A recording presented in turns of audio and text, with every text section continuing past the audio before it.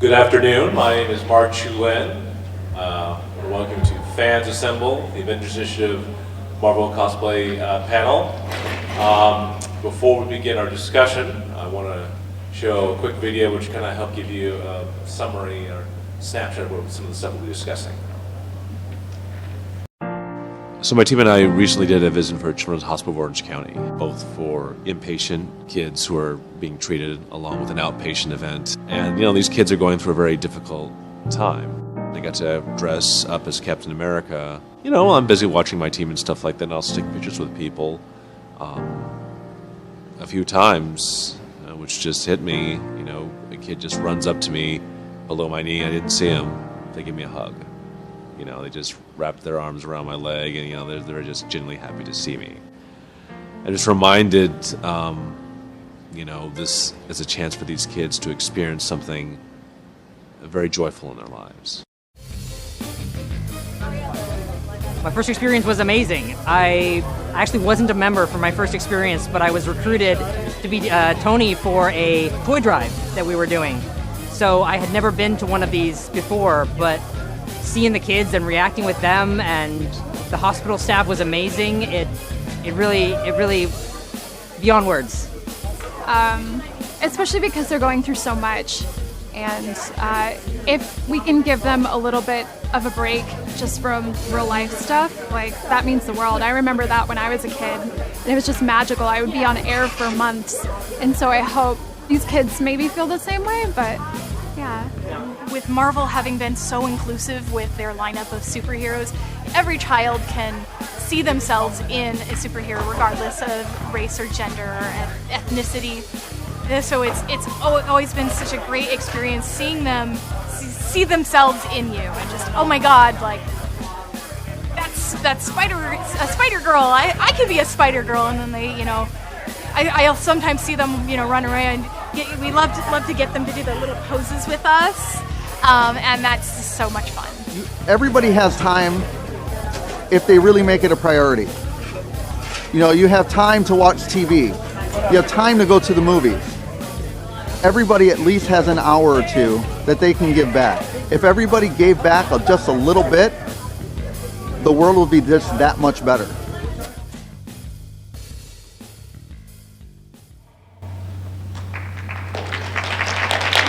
Let me go ahead and introduce our speakers. And for those of you who are in the group, state your name.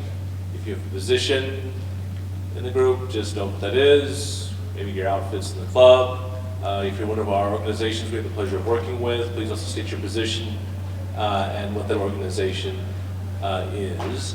Let me go ahead and begin with Daniel, and you also introduce our unofficial 7th panelists as well. Daniel, let me turn it over to you, please.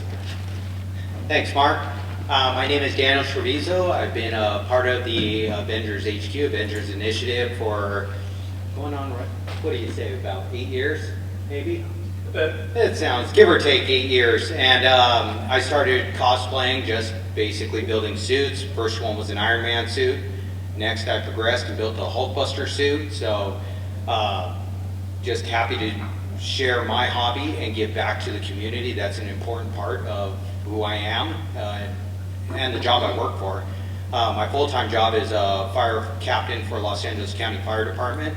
So giving to the community is just something inherent in me. And it's awesome working with a group of individuals that also like giving back to the community and sharing their talents and their skills to just brighten up the faces of these little ones. Our newest member, Jackson, is a peer support therapy dog, and fortunately with Guardians of the Galaxy 3 coming out, Cosmo is going to be introduced to the MCU, and Jackson is going to be cosplaying. Now, he works with me in the fire department, so I'm part of the peer support program, and basically as a peer support member and lead, I go out on any critical incidents, any critical calls that firefighters encounter over the course of their career. And some firefighters like to open up with another peer, but a dog makes things so much better. And individuals that have difficulty expressing themselves emotionally can share those feelings with the dog. And the dog just loves you unconditionally. So it's a great team to be a part of. So, thank you. Thanks. Jennifer? Hi, my name is Jennifer Athey, and I'm the commanding officer for West Coast Avengers, which is California chapter of the Avengers Initiative.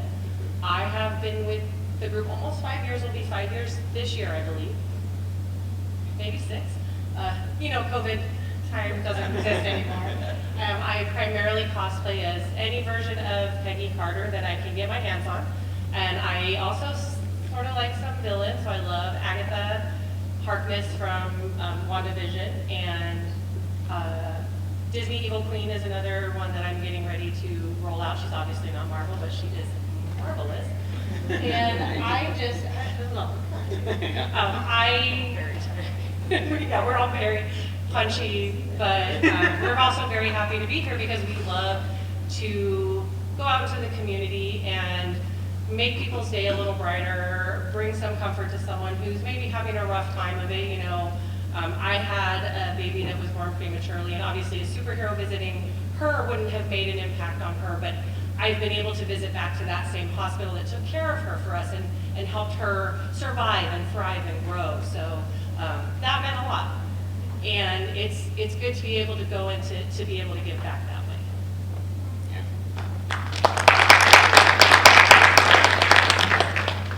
Alice? Hi guys, my name is Alice Irvin. I am a member, it's not I'm announcing that I'm now. She's the executive officer. I'm Jennifer's deputy for the California chapter Avengers Initiative. With great power comes more work. So,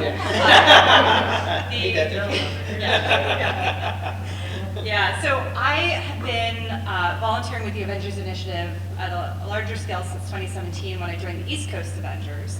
I was living in Washington, D.C. and active with a lot of groups there. Very fortunate to be able to do that work. I relocated to California at the end of 2021 and reapplied to West Coast Avengers and just immediately fell in with this really terrific group of people. I have like a lot of arguably too many costumes. This is a sample. Yeah, it's a problem, but like here are a couple up here. I'm also a pretty active member of the 501st and Rebel Legion. I recently became the charity officer with the local Sunrider base here in the Southern California area. Kind of like these guys, I was an Army brat. I came from a life of service. It's incredibly important to me, and I've gotten to do some incredible giving back to the community that I might not otherwise have had an opportunity to do, and I'm sure we'll get into some of those stories, but it's a privilege to be part of this group and to be on the stage with these people, including our service partner, and she'll introduce herself, but it really is a privilege to be here, so thank you guys. Thank you. Alex, turn it over to you.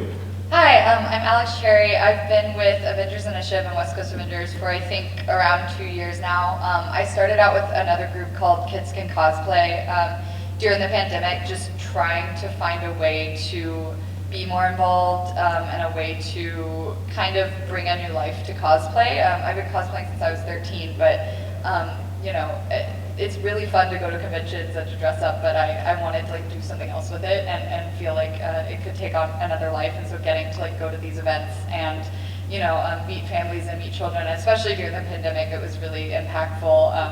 Kind of like Mark talked about, when kids look at you and they don't see you, but they see the character, that's the most magical thing in the world. And I also work for Marvel Studios, and I love getting to talk to my coworkers about what we've been doing at Avengers Initiative, and they always want to see everyone's cosplay and get really excited about the work that we're doing. So that's another really cool part of it. And I'm just really excited to get to keep doing events with West Coast Avengers, and it's really fun to see our group keep growing and more people join. And sometimes we'll have events where we have upwards of 30 cosplayers there, and it's just really a great way not only to help others, but I think I feel so fulfilled making friends through this and meeting people who have similar goals of giving back to the community, and it's created a really wonderful space to be in. So you. Natalie, please introduce yourself along with the organization you represent, please. Hi, my name is Natalie. I work for Shriners Children Southern California.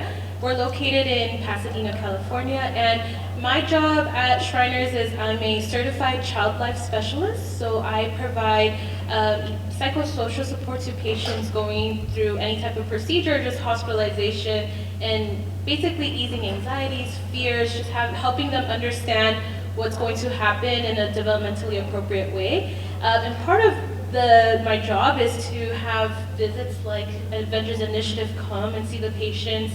And so I've been working with Mark and this group for about, I think, almost 8 years now. So it's been a really long time, and I always appreciate their support. We have like already, I think, 2 or 3 events lined up in the next month or so as well. So it's really nice to work with them and continue also seeing them grow, working with other community partners that we have, like Ronald McDonald House, for example. So I appreciate them very much when they come and see the patients. And that's not, I mean, it's obviously about the patients, but the family members, even the staff really like it as well. So that's...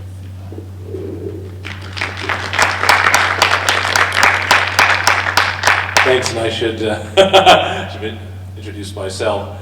I'm your moderator, Mark Chu-Lin. Along with being the moderator, I'm the Avengers Initiative group leader or club president. I'll simply say I've done cosplay a long time. I've been to WonderCon since it started back in '87. I'll leave it at that. I have a lot of outfits, Marvel, Star Wars, G.I. Joe, a lot of genres related. Just one thing near to my heart is fan groups hopefully working together and also hopefully being together to be of service to the community. I appreciate our body of panelists here to hopefully discuss a little what we do in the Avengers Initiative. So if I may, let me go ahead and go some general information about who we are. And then we'll kind of dive into the discussion on what we do and as a group. So our mission is Marvel fans come from a wide spectrum of backgrounds, but no matter how diverse or where they're located, common bonds become evident when people come together to celebrate their passion for the legendary superhero group known as the Avengers. Our purpose. Our organization was founded to basically provide a collective identity for costuming fans with similar interests. The Avengers Initiative is proud to put its resources to good use through fundraising, charity work, and volunteerism. What is the Avengers Initiative? The Avengers Initiative is a Marvel fan club dedicated to celebrating the Marvel Universe through costuming. The Avengers is an all-volunteer organization formed with the purpose of bringing together costume enthusiasts under a collective identity with which to operate.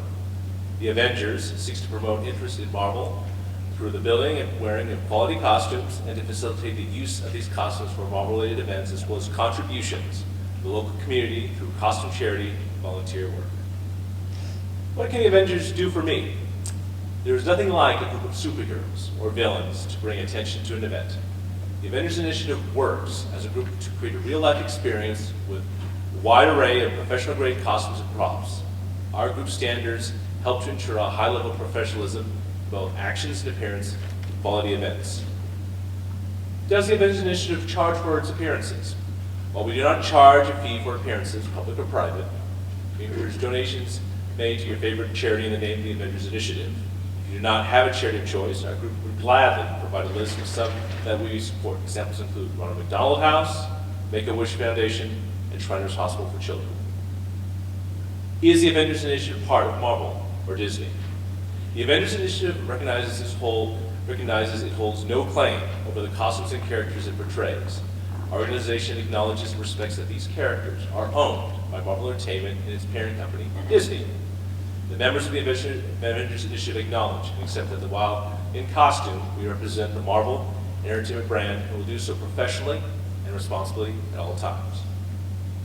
So, I'd like to turn over to our panelists, one of the things I'd like to discuss, which is our basis, which is Marvel costuming. Let me begin off with Jennifer, her being our new West Coast California chapter leader. I'm going to start with you. Share with our audience, how did you get into cosplay? So I really wanted to be involved in theater and dance when I was little, but my mom thought school was a lot more important. So I never got to express that creativity.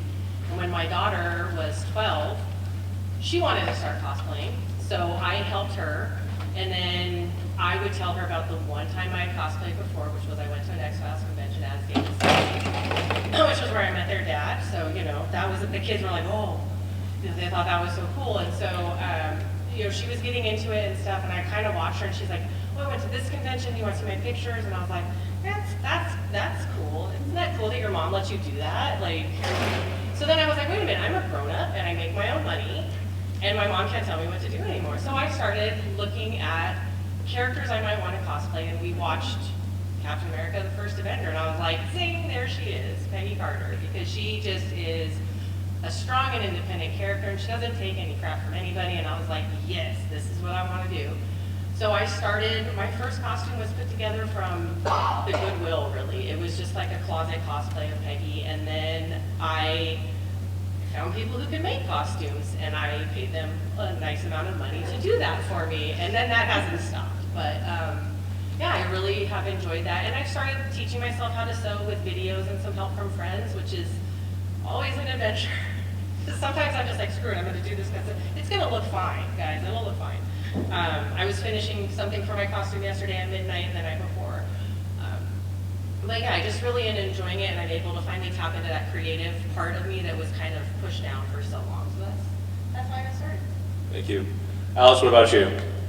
Yeah, I went to Dragon Con as press and looked around at all the cosplayers. If you've ever been to Dragon Con, you know it's just like a party, right? Like, That's good. yeah, I hung out with these guys last year.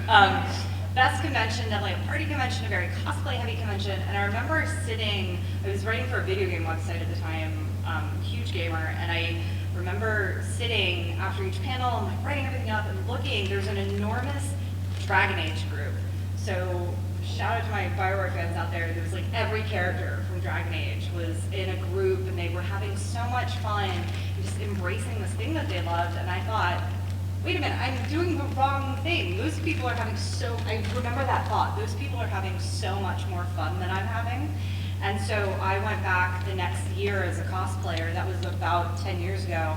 I started off basically completely with video game cosplay. My first characters were Elizabeth from Bioshock Infinite, Shell from Portal, and Ciri from Witcher. I also do Jill Valentine. I see excellent Raccoon PD over there. Raccoon City PD. Yeah, I started with video game cosplay, and actually Peggy Carter was my first Marvel character, because I also really love that first Avenger look. And the response from people was so warm and so loving. Like, I would walk down the street at DragCon, which was the only con I did for a little while, and young women would come up to me and say how much Peggy meant to them. And just getting that little bit of a taste of how you can sort of give back with your cosplay led me to actually at a panel just like this one at Austin, which was the PC Con back in 2016, I think, got into cosplay. But yeah, I mean, I'm completely self-taught sewing. I now make most of my costumes, but yeah, I saw other people having a better time than I was, and my FOMO kicked in. And that's how I got into it. Thank you. Alex, would give a little of your story. How you got to this?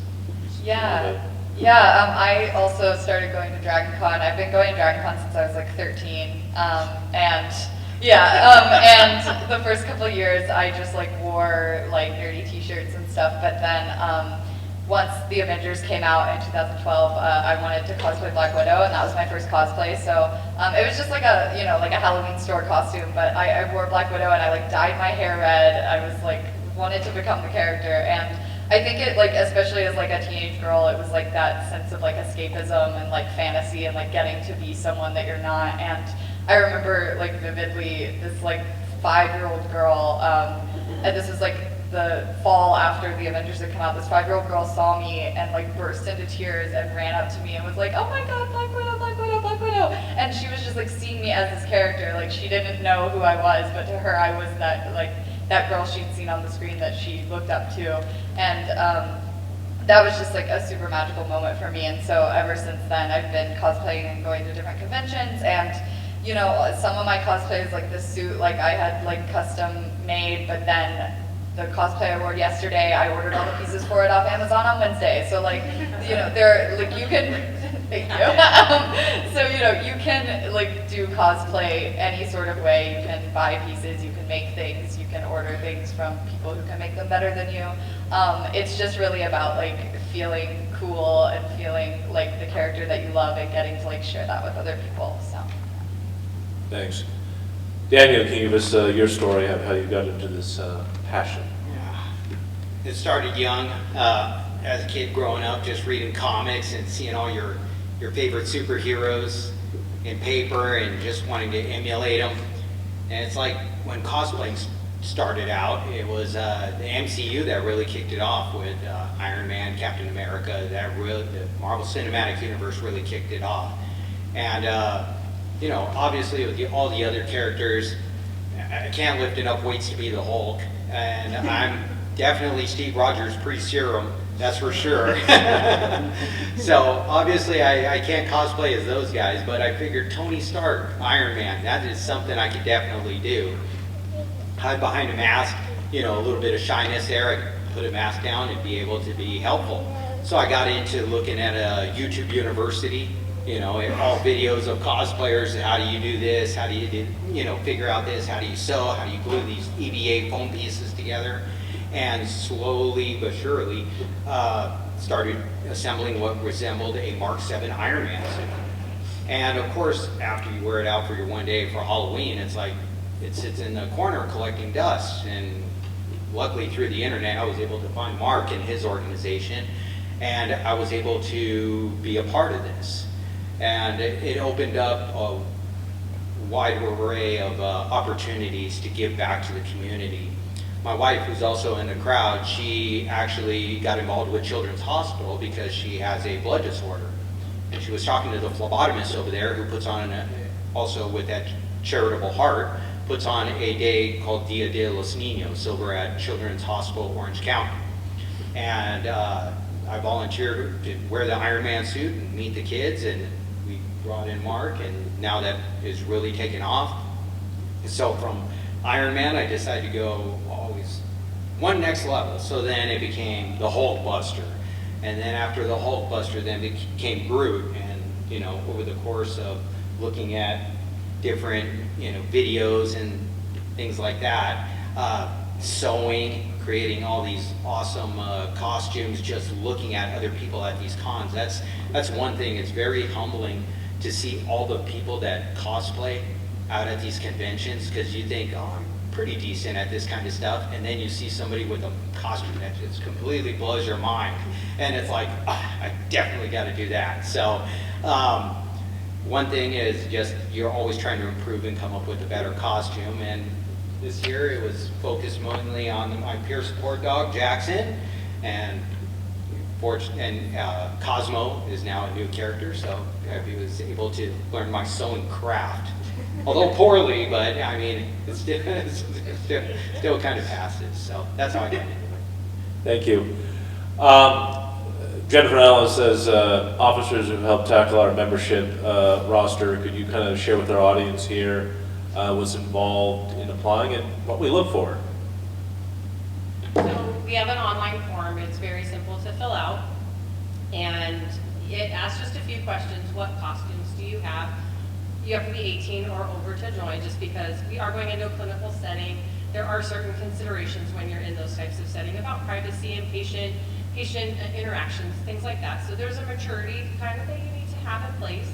Also, we are looking for a costume that you walk in that room and the kid isn't going to see a zipper or like, that it's Velcroed up the side or whatever. They're going to see Captain America walk in, they're going to see Captain Marvel walk in, whoever it happens to be. But we don't have like a list of things you have to meet. You don't have to be screen accurate. You have to just look the part, be the part. I don't put on a British accent, and the kids don't even seem to notice. If I did, they would be like, "What? She's talking weird." I'm not very good at those accents. However, we're looking actually at expanding how we approve our membership into adding a live interview, like a Zoom interview, because not everybody's close by to meet up. And to just kind of get a feel for people. I'm much better getting a read off of people if I'm talking to them. So I can read a form and I can look at photos and I'm like, okay, cool. But I would listen to a lot of true crime and then I'm like, are you a serial killer? So I can't tell that from a picture, but I can tell that if I talk to someone. That's why I love doing the table. We have a booth over in the con. I love doing that because we can interact with people, we meet people, I see their costume, I can see, oh, I sewed this, oh, that's amazing. Here's the QR code, scan this, join the club, we would love to have you. So that's how I approach this process. Yeah, I think fundamentally what we're looking for are good-hearted people who want to be part of the organization for the right reasons. So, always looking for those people who are passionate about service. You've heard stories up here, I think you're gonna hear more of those. We want people who want to be volunteers, but also we want people who are cool people, right? You're gonna spend a lot of time, whether it's at the booth with us or we're doing volunteer events. Sometimes these can be really demanding emotionally, right? There are a lot of times where we go see patients who are having the worst day of their lives, and so it's really important for us. These people don't have to be your best friends, but they certainly, we want to be with people we want to hang out with. And so we're really working hard to build a culture inside the community. Mark's done a tremendous job over the last decade, and Jennifer and I are working on ways how to carry that forward here in California. So we want to pass the vibe check, you know what I mean? Yeah. That's what the kids say, right? But so tired. No, I mean, we truly want people whose hearts are in the right places, right? We know our hosts want people whose hearts are in the right places. So, come and talk to us. Just show yourself. And I'm sure that self, you guys are here, which is already a huge indicator that you're the right kind of people that we're looking for. And so, again, as Jennifer said, we aren't looking for every little, is your hem the right length? Is your hair color the right color? We don't care about those things. We just care if you're the right people for this organization, and the costumes are almost secondary to that. So, yeah. And are you a Marvel fan? Because at the end of the day, there's a lot of cosplayers out there who make beautiful costumes of characters that they don't even maybe know a lot about. So how are you going to go in that kid's room and be that character? We had a guy go in as Captain America. It was his first service visit ever with us, and we're outside in the hallway at Chalk, and I look at the child life coordinator, and she's got tears in her eyes. I was looking around what happened? What's wrong with her? Is everything okay? And she's like, that kid hasn't said 2 words to me since he got here last week. And he's having a full-on conversation with Captain America. And it's just, that's what we're looking for, because ER knows his character, and we can send him to Alabama, everybody hears but yeah, so he knows the character, and he was able to have that interaction with that kid and just make that kid's day. That's the kind of people we're looking for. Yeah, and not to, I know Mark has more questions, but as another example of this, we were, Samantha, who's recording for Instagram, shout out at California Avengers. Samantha, Jennifer and I were doing a pediatric visit, and there was a kid getting a medical procedure done. Yeah, you know what I'm talking about. Kid getting a medical procedure done, and was behind a screen, and we walked in and we ran into his dad. His dad's wearing a Marvel mask, and he's like, why are you guys here? Can you come with me? And we're like, yeah, we'll come with you, right? So we followed him. The kid's getting this, I think he was getting blood drawn. So it was a really bad day for him, and I remember that being the worst day of my life anytime I had to have an injection when I was a kid, right? He's screaming his head off, and we're behind the curtain. We're just like, should we be here? Right? We were looking at each other like, should we leave? What's happening? And so they pull back the curtain, and this kid stops crying immediately, looks at us, and he goes, "Where's Hulk?" Right? And then hammered us for 10 minutes. He's like, "Well, where's Hulk? Where's Tony?" And we're like, "Well, they went to go get pizza." And so I say that to illustrate that it's useful to have a real love of the fandom, because when they start asking those questions, you can riff with them.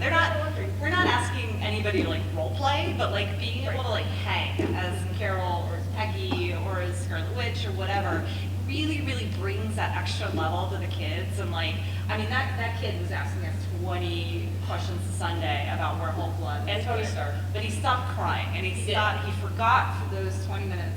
In the hospital, his dad was so grateful. His dad's beside himself grateful, and that's what we live for. And so we want people who really are excited about doing that as part of the organization, and we're all Marvel nerds. I mean, Alex works for Marvel, right? Yeah. So like we want to hang with other Marvel nerds too, and like I can see a couple people in the audience who will go deep with you on comic books if you want to talk about Marvel comic books. So that's the kind of people we are, and we're just looking for kindred souls.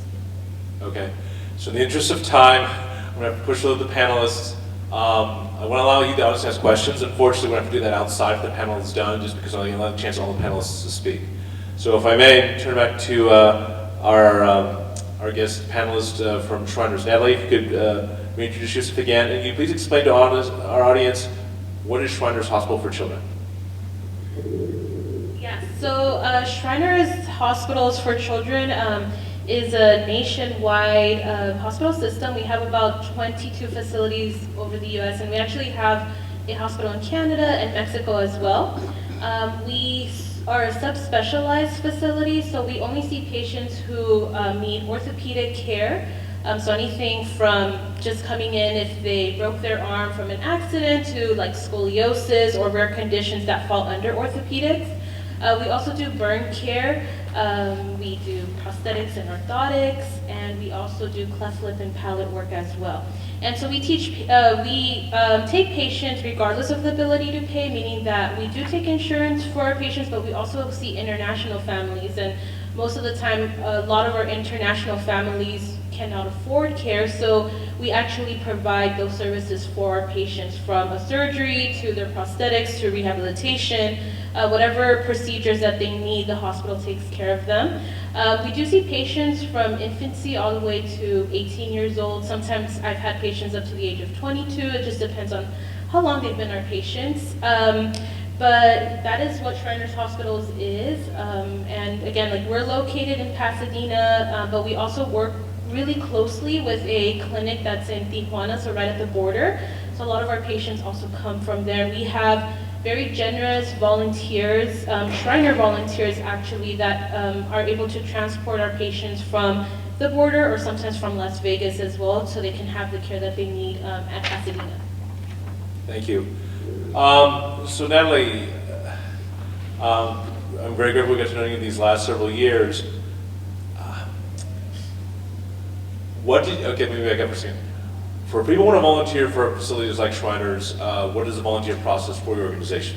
Can you share with the audience, please? Yeah, so we have like two forms of volunteers. We have just general volunteers, individuals who may just are going into the field of healthcare and want to get some type of exposure.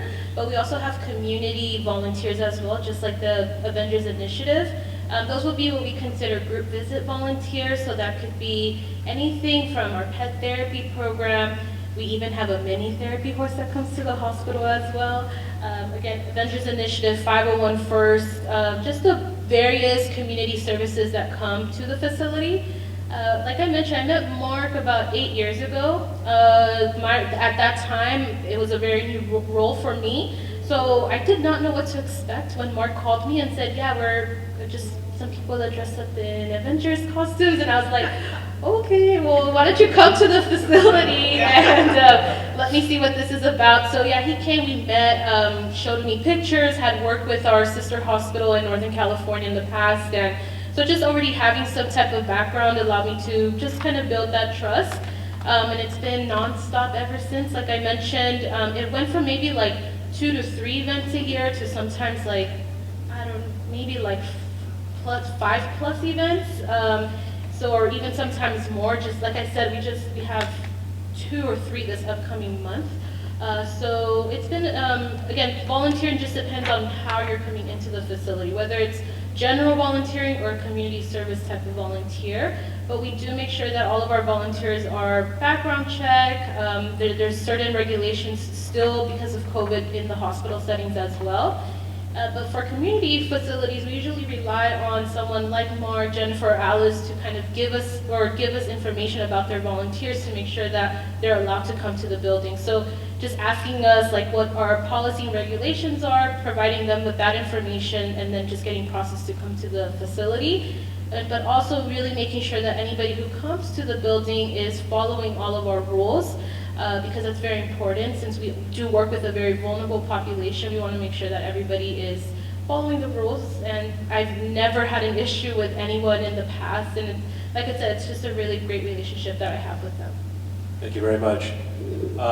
Back to you, Jennifer. Alice, if you could briefly go over our audience, kind of like what we do to recruit, to be blunt, vet volunteers for such service activities, please.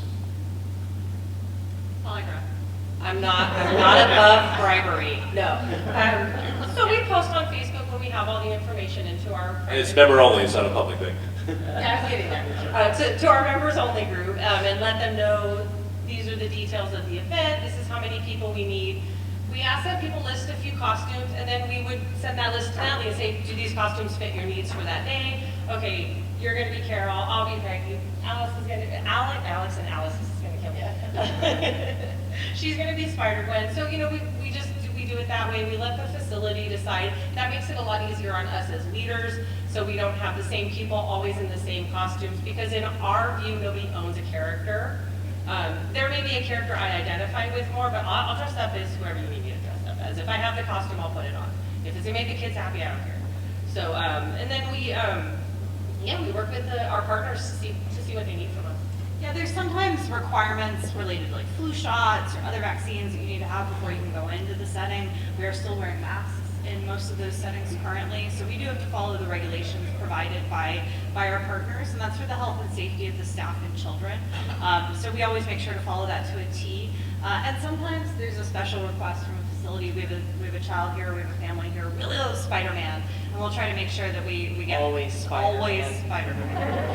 No, sometimes it's Batman, and we're Marvel folks, but like, yeah, I mean, so if somebody really loves, I mean, I think a couple times there's been specific requests for Samantha's Scarlet Witch, right? So we try to make sure that we are doing right by our partners. If we come to a comic book convention, we can be anything we want to be, but we really are there for the staff, the families, and the patients. So that's what comes first every time. Thank you. All right, so service aside, we also want to discuss other activities we do. So we thank everyone for coming to our panel here at WonderCon. Perhaps, I don't know, for those of you who are on Saturday, we try to organize a little gathering. Just to get some Marvel fans, and let's get some pictures and stuff like that. And as someone who started this back when WonderCon was back at Moscone in San Francisco, I am completely blown away by how many more Marvel fans. Just due to circumstances we have at the water fountain, and we had a ton of people. But that's one of our other goals is to meet other fans at venues like this to hopefully meet and just have fun. So we first started off by doing a fan shoot. It was just like half a dozen people at Moscone, Comic-Con International. Just let us, hey, here's a little spot you can use like for an hour. And then it has blown up to be something like, how many did we have last year? Last year we had one of the photographers that was there, he looked at one of the photos and he's pretty good at guesstimating. He said it was about 250 to 300 people, which is great in the area that we used last year. It was not so great at the fountain. Yeah. I needed some time with Jackson after yesterday's photo shoot. I'll just say that. Extra cuddles. Yeah, so we have a copy of last year's picture on the South Terrace at our booth. You'll find it on our social media. But to give you an idea, here's a panoramic picture of all the Marvel cosplayers and the photographers at the water fountain tomorrow. So we're very grateful that the convention community at shows like Comic-Con International ones are very popular. If you look at your booklet, last year's photo shoot for Comic-Con Special Edition, the start of Comic-Con after the pandemic, its first show. They used one of our San Diego shoots, preparation for WonderCon for last year, in welcome packets.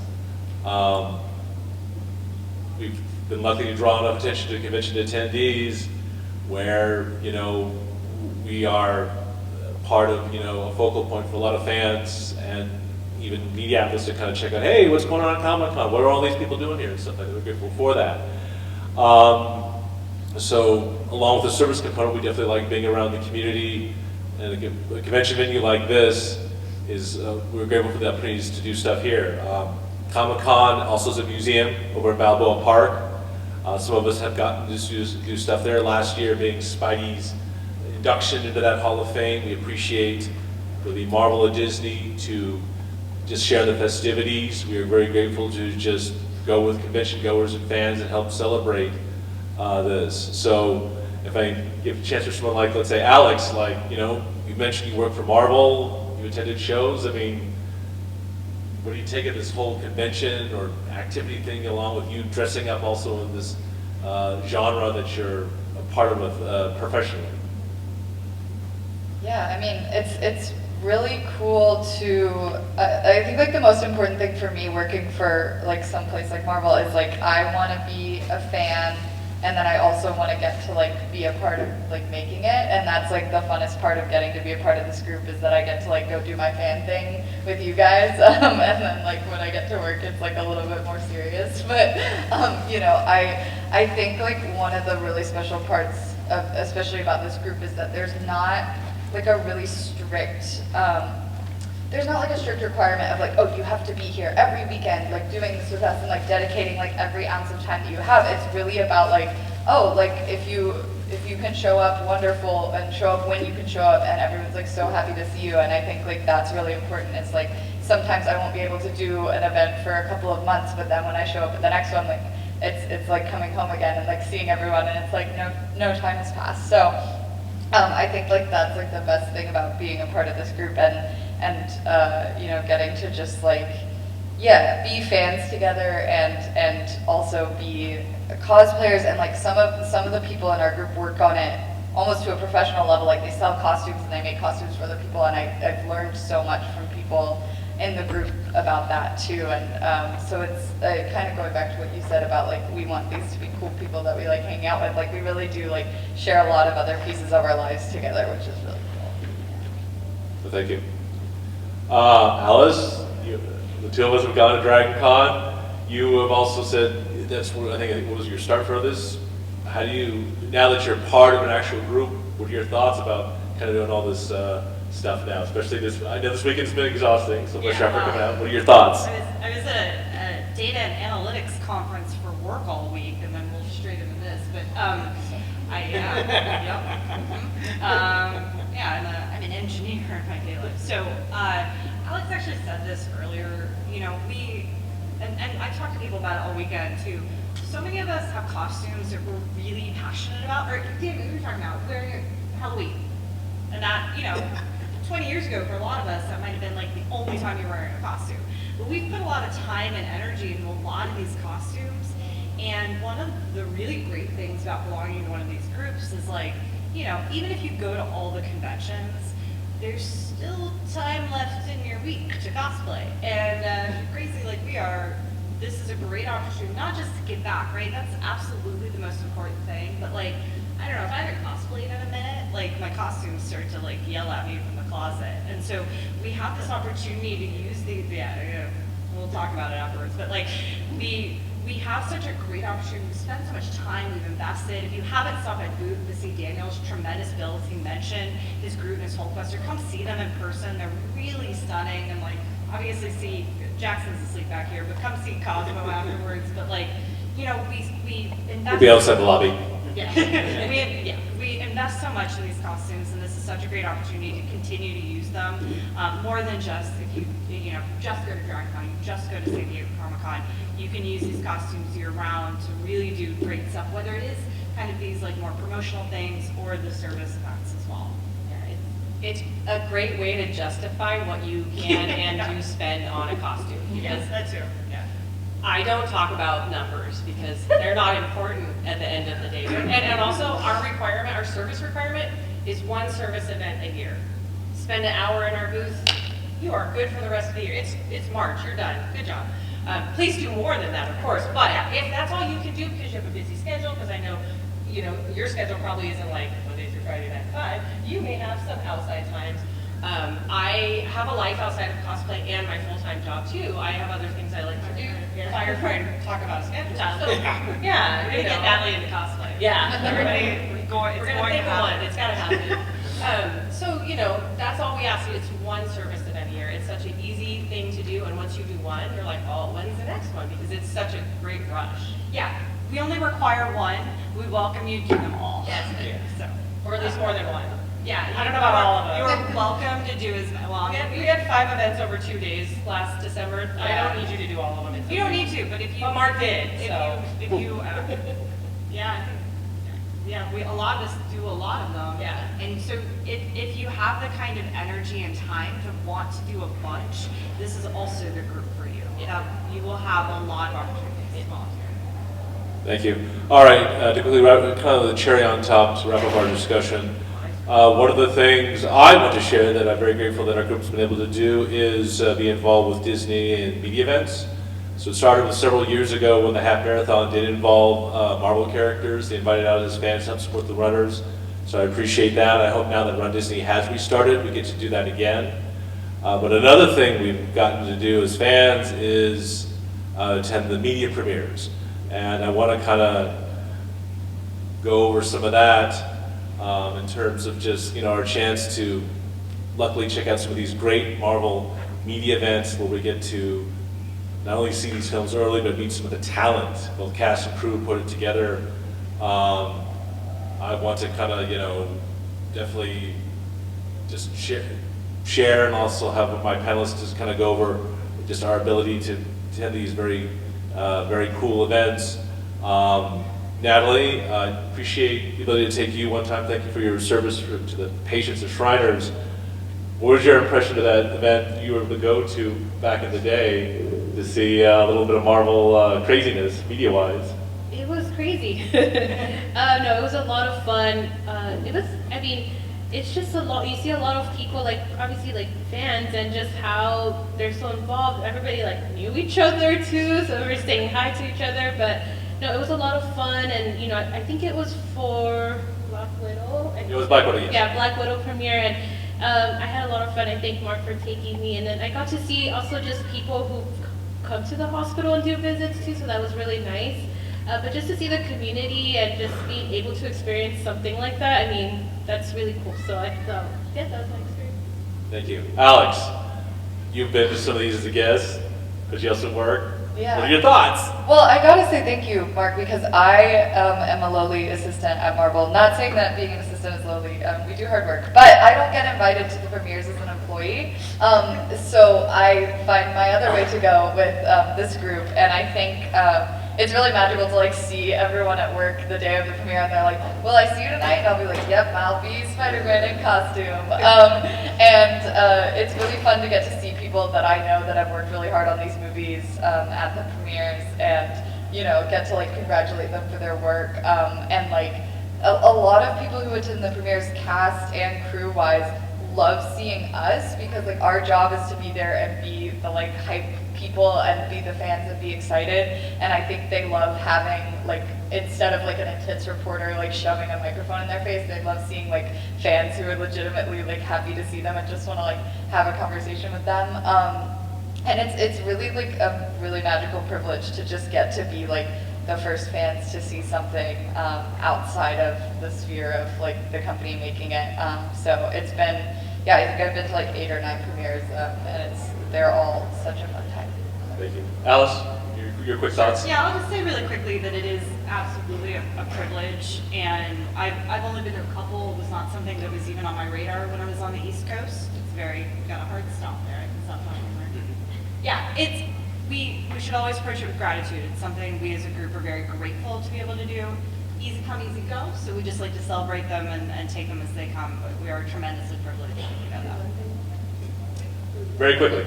I think the most fun thing is seeing Alex's name on the screen. Yeah, we always get to cheer really big.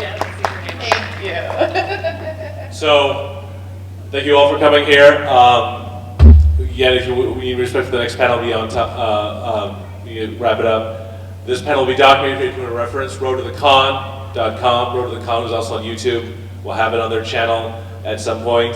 Thank you all for coming out to WonderCon. Please enjoy the remainder of the show. Take care. Hey, really quickly, we'll be back at the booth for this afternoon for the rest of the con. 9:90. Come see us. Come chat. If you have any questions, again, come see Jackson, come see the amazing builds that Daniel did. Thank you so much. If you have any questions, come see us. We'll be out for a little bit, so enjoy the rest of your dinner, your 2 hours at the WonderCon. Take care.